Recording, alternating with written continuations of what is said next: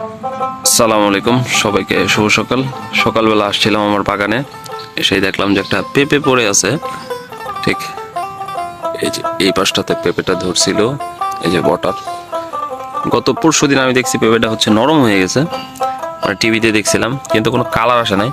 আচ্ছা, ওই পাশটা আমরা একটু দেখি।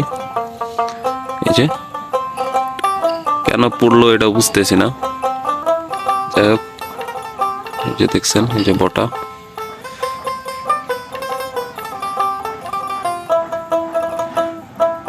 যাই হোক, বাসায় নিয়ে যাই, পড়ছে যেহেতু। এই যে আরো 2 3 4 5 6 7 8 9 10টার মতো আছে। এটা একদম নিচে ছিল, এটা হচ্ছে পড়ে গেছে। যাই হোক, এটা বাসায় নিয়ে যাই। বাসায় নিয়ে যাওয়ার পরে কাইটা দেখি এটা কি পাকছে নাকি আসলে, কিন্তু কালার আসে নাই। কালার না আসার পরেও পায়রা কিন্তু টিপি দিলে আবার এটা হচ্ছে একটু নরম। যাই হোক, বাসায় নিয়ে যাই, তারপর ইনশাল্লাহ আপনাদের দেখাবো যে আসলে পাকছে নাকি। এটা ফুটটা মানে শুটটা হয়ে যায় অনেকেই বলে, বা শুকিয়ে যায়, এটা হয়েছে নাকি।